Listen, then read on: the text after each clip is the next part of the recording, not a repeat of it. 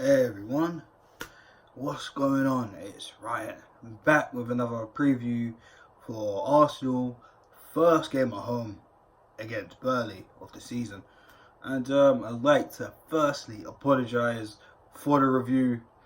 And of course, my review kind of got messed up. And to be honest with you guys, it didn't really come out too well. And some days have passed, and yeah, so it was what it was. I'm just being real. You know what I'm saying? It's not good enough, but I will be better with more videos and with a review after this game. But unfortunately, obviously, I'll be at work, so I'm pretty much gonna go off recorded. So that review will probably be delayed too. But anyways, if you're new to the channel, of course, make sure you subscribe at the bottom of there. Give us a thumbs up if you like what I'm saying, and leave us a comment. Let me know what you think. So, excuse me, clear my throat.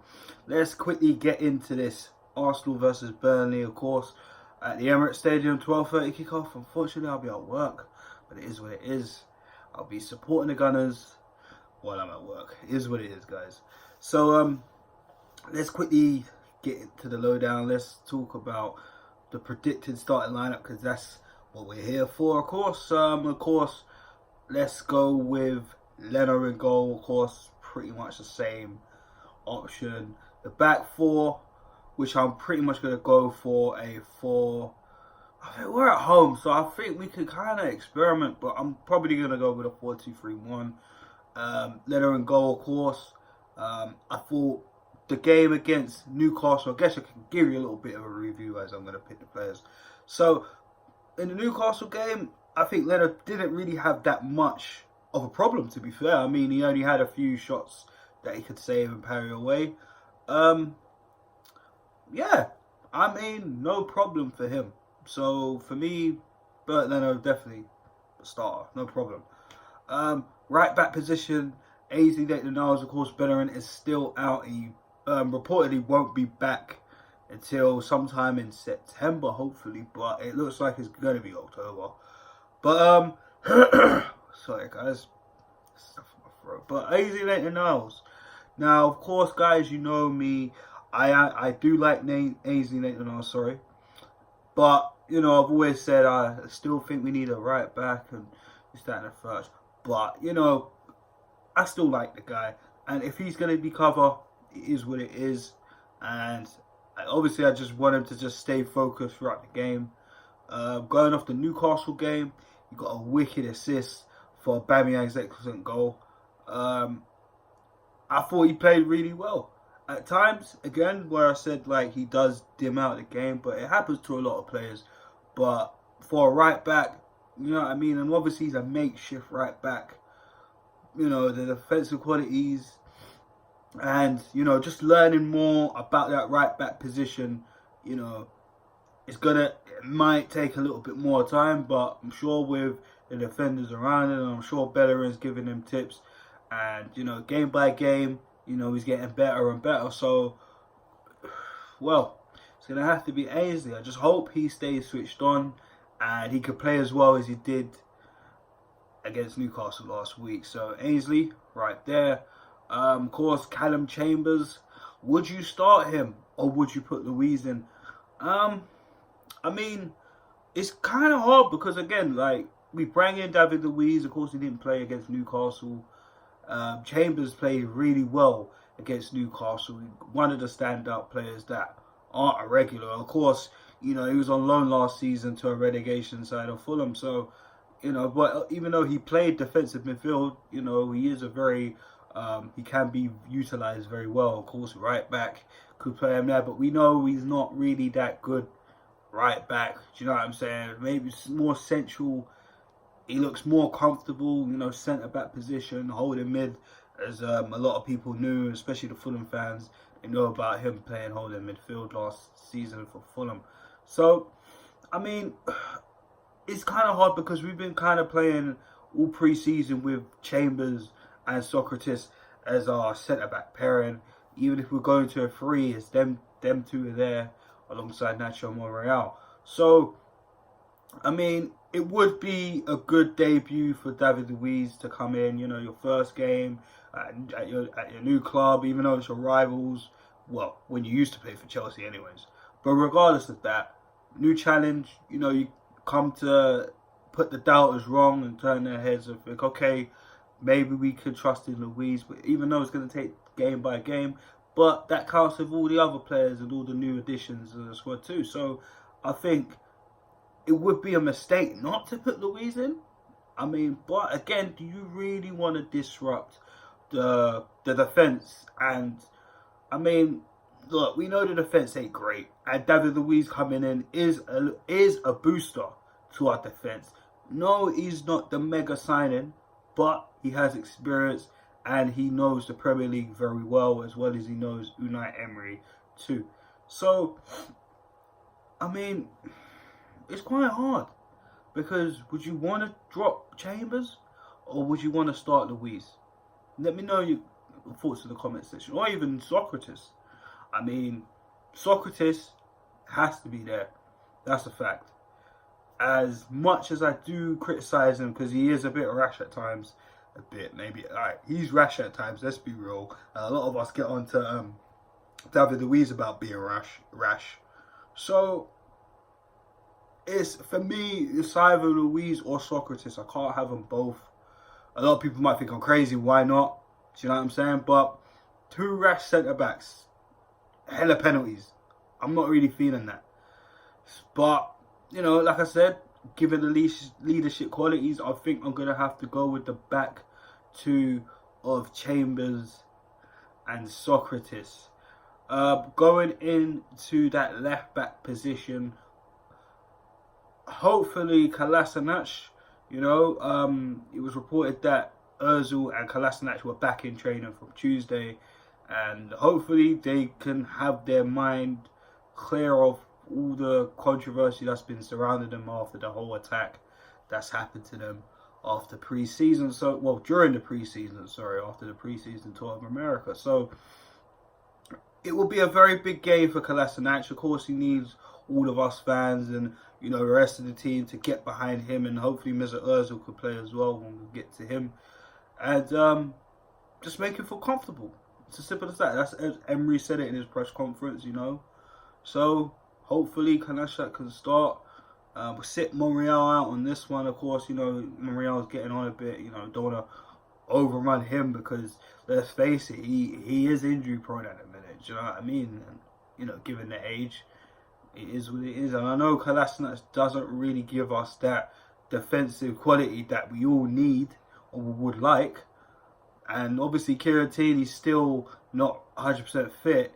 You know what I'm saying? So it's what we got for now. And again, Kolasinac needs our support.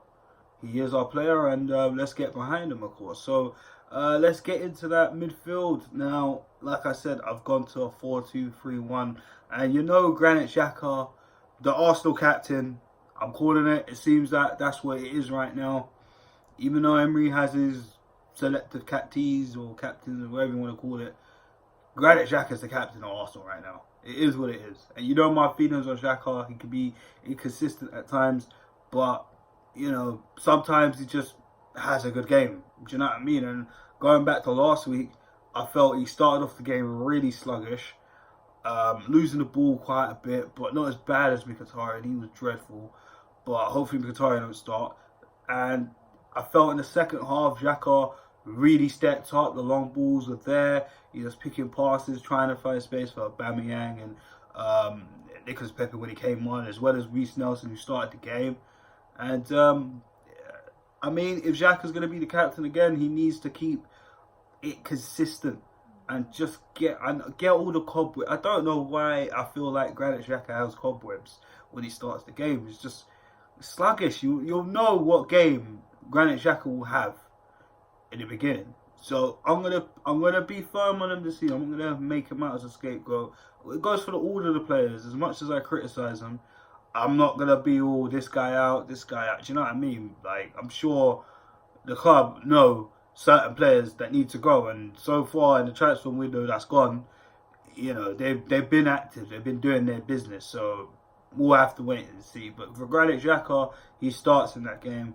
Alongside, now this one is tough for me because, again, Torreira, he hasn't started, he hasn't played, and you know what I mean. So he should be there because he's a very aggressive player. He likes to tackle, he likes to get forward now and then. And again, if Xhaka's not doing his part, Torreira's there to cover him.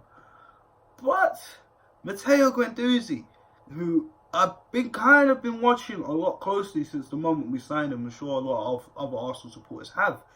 But last week, man, I mean, what a game. He had an excellent game. He was controlling the ball. If anything, as much as we needed Ozil last week, and I felt if Ozil was there, we probably could have got a couple more goals in. Even though we all know Ozil away from home is sometimes not around.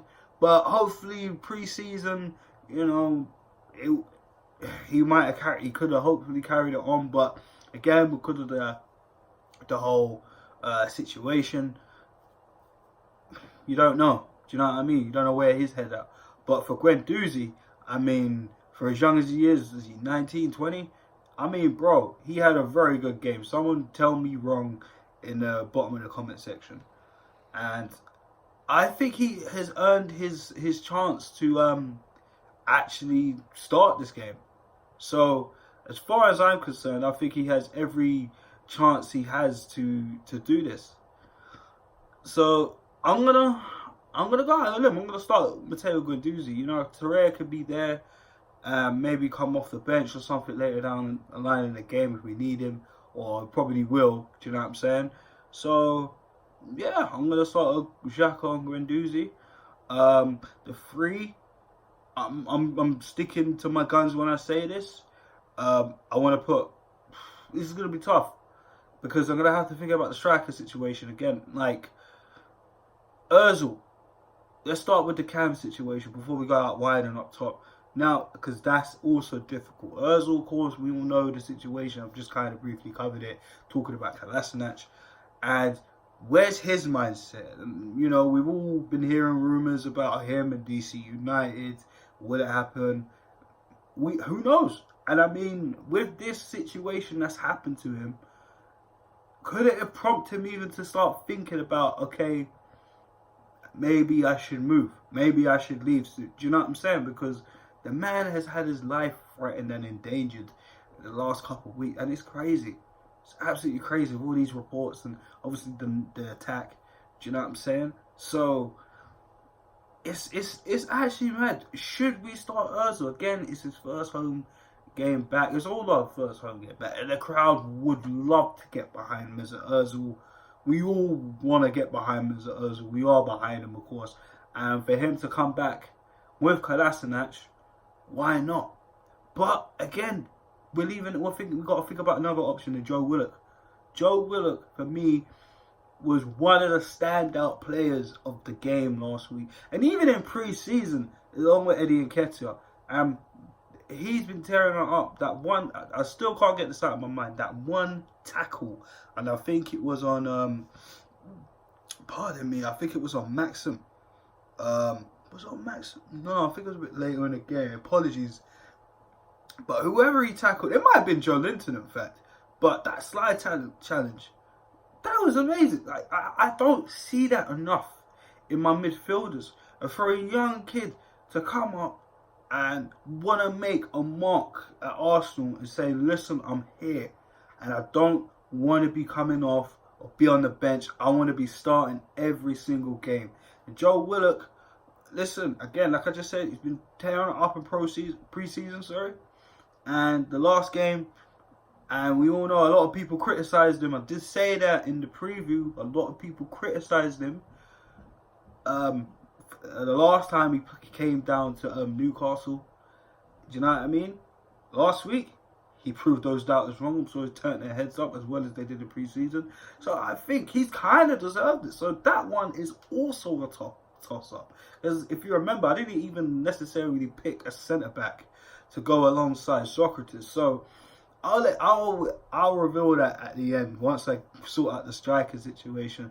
But it's crazy. Willock or Ozil, guys? Let me know your thoughts in the bottom of the comment section. Who would you start in that number 10 role? Would it be Mesut Ozil welcoming him back after a horrific situation, or would it be the young upstart in Joe Willock, who has been impressing and turning heads in pre-season, along with the first game against Newcastle at St James's Park last weekend.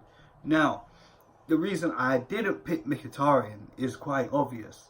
Now, last week I thought he had a horrible game. I mean, he was getting into spaces, but the passing was just lackluster, and he did do a couple balls, but it just wasn't good enough for me. So I'm gonna sit him out on this one. Reece Nelson, I thought, who had a very good game. There was times I felt, a little bit naivety there. You know what I mean? Like, not really taking. He was taking on players as he would, but I feel like there were some parts in this game that, he's still developing. So, of course, I'm not going to be harsh on Nelson. I like Reece Nelson. Do you know what I mean? So, I think this would be another game for him to start him off in. Do you know what I mean? Give him more experience. Again, this is his first proper season as an Arsenal player. Do you know what I mean? Of course, last season was on loan to Hoffenheim, and we all know about that, so I'm not going to cover that over again. So, taking it into consideration, and if Emery wants to bring on PEPE later or Aubameyang later, you don't know the fitness testing, the way the manager wants to set it up, but for how I would like it to be, I'll probably give Nelson the top. I'll give Nelson a chance. I'll put him out on that left-hand side there, and PEPE has to start for me. I feel like this is probably the best game to introduce him into, and also you can even put Caballas. I mean, that's another option in midfield. I mean, the way of Arsenal, it's such a head scratcher putting this in. So, but I'll get to that in a second. So, sorry guys. Crazy with so many players floating in your head. I mean, what? Boy, it's crazy. Not exactly the bench of Man City or Liverpool, but we're getting there. So, PEPE, I feel this would be the perfect start for him to come on against the Burnley side. Of course, like I said, second game of the season. Burnley are a tough side. Let's give them credit there. Do you know what I mean? They had a good performance last weekend. And I feel like, coming to Arsenal is a little bit intimidating. Do you know what I mean? Last season, we dealt with them, and we only lost a few times at home. Pretty much up there with one of the best home league records last season. So, I mean, we only lost we only lost against Crystal Palace. Do you know what I mean? At home, like in the league, as well as Man City. So, you know what I mean? It's not that bad. We only had 2 losses at home last season, so this would be perfect. Do you know what I'm saying? Not disrespect to Burnley in any way, but they're going to be away from home. Coming to the Emirates is, kind of intimidating. So, what would you do, guys? And up top, now this is I couldn't even get it out. I just did it for you. There's no point. Lacazette or Aubameyang. Now, a wicked goal from Pierre-Emerick Aubameyang last week. He was getting into those positions, and of course, I felt, more into the second half. He was getting on the ball a lot more. The first half, I felt Arsenal were trying to find their footing in the game. Of course, we all know our away record is not good. Let's just be real. It's pants. You know what I mean? So, we're at home, and Lacazette was left out last week. Of course, he picked up a little knock during our pre-season game against Lyon, which we did lose 2-1, and the Emirates Cup. What type of Emirates Cup that was? It was just 2 teams. But, again, not complaining. It was what it was. But Alexander Lacazette, could we see him start over Pierre-Emerick Aubameyang? I don't know. And that's another one, because I feel like, even looking at Lacazette's facial reactions last weekend, he wants to get on. And of course, that might have altered Emery's decision in starting him, or even want to take the chance, because of course, if Laka goes down and Aubameyang goes down, who do we put up top? Of course, yes, we got Gabriel Martinelli, but we're trying to filter him in the team as well. He could also start. You never know. But I'll probably bring on Martinelli later, and I'm just being real. And I'm gonna get into that after. So, for me, I'm gonna start Aubameyang.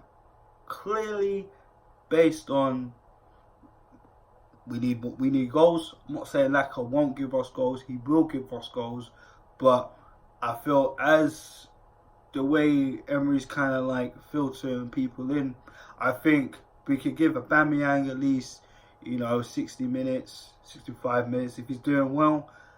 If not, we could take off Nelson, put them up top as a 2, and try to change it up. You never know. So it's crazy, but it's such a head scratcher. But this is my confirmed 11. I'm gonna lay it out, even with the missing players that I've just kind of just skipped in a sense. So 4-2-3-1, Leno, Ainsley Maitland-Niles. I'm gonna go with Callum Chambers, and I'm gonna go with Socrates. That seems to be fine for now. Let's keep it. Of course, Kolasinac, hopefully he starts and welcome him back. First game back at the Emirates. You want to make him feel good. Come on. You know what I'm saying? Holding midfield, Xhaka, Matteo Guendouzi. In the hole, number 10. I'm going to give it to... You know what? I'm going to give it to Joe. And I think he's earned it. And there's no problem bringing in Ozil if he's up to it. Of course, Emery did say he was ill. I did forget to mention that. But he said he wants to play, apparently. So I'm going to give it to Joe based on what he's shown me in the last game. And then we could bring on Ozil if need be, if Joe Willock gets tired or it's not really working out for him. We have that option there as an Ozil. On the wide position, of course, I'm going to go with Reece Nelson on the left, and then I'm going to bring in Pepe on the right, and I'm going to start with Pierre-Emerick Aubameyang. Like, again, we got, look on the bench, we've got Terrell, we've got Caballos. I mean, Mkhitaryan, if he, I don't know, my feelings on Mkhitaryan, I'm not going to get into it. You know what I mean, Lacazette, bring him on later. Do you know what I'm saying? Like, we have options there. We got David Luiz there, of course, as well, another option. So, I'm Nacho Monreal. And again, guys, I think this game, for me, is important to use the new players. But, they're still learning the league. They've still got time. We've still got games. Do you know what I'm saying? And we got really 2 big games after this one in Tottenham and Liverpool. So, for me, that is my starting 11. Guys, thanks again for checking out this video. Let me know in the comments section what your 11 is and what do you think the scoreline is going to be. I'm going to go for Arsenal 3-0. Yes, I just said 3-0. Only based on the fact that we're at home. And I feel that's given the defenders more confidence in thinking, okay, we just got a clean sheet away from home. Yes, we know it's Newcastle given the situation, but let's not try to forget. In the way that game started, Newcastle looked very dominant, and it took us a little bit of time to even dig our heels in and try to create something. And it did pay off in the 68th minute with Pierre-Emerick Aubameyang. So, guys, I'm going with 3-1. What's your scoreline? What's your predictions? Hit the links to hit me up on my DM in Instagram or Twitter. You can shout me. I'm very open. So, guys, thanks again for checking out this video, and I'll see you soon. Come on, Arsenal!